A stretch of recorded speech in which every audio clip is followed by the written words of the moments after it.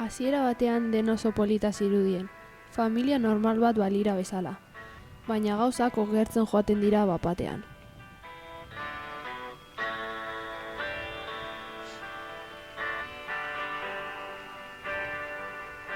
Mutila bere aitarekin azarratzen da bere blog preziatuan sartzagatik, eta 18 urte dituen arte, ez dio hitz egingo zin egin zuen.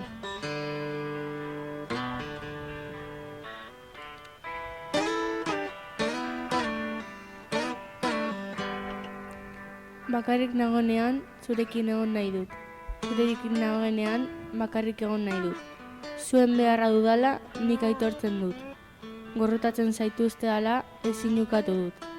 Bakarrik nagoenean, zurekin egon nahi dut. Zurekin nagoenean, bakarrik egon nahi dut. Gorrotatzen zaituzte dala, nik aitortzen dut. Zuen beharra dudala, ezin ukatu dut. Heaven from hell, blue skies from pain. Mutila bakardadean bizi da. Anak bere lagun hobera beraren gana joaten da, zeren mutila bakarrik dago. Lagunak ez dituelako. A smile from a veil. Do you think you can tell? Did they get you to train?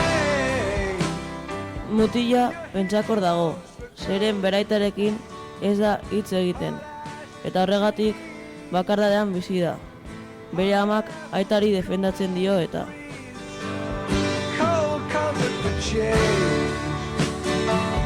Did you exchange a walk-on part in the wall? Sare sozialak ez dira batez ere fidagarriak. Liburuan gertatzen den bezala, Mutila arazoak ditu bere aitarekin, sare sozialari buruz. Sare sozialak ez da ematen alaitasuna bakarrik. Semea bere aitarekin haserre dago, aita bere blogean sartu delako.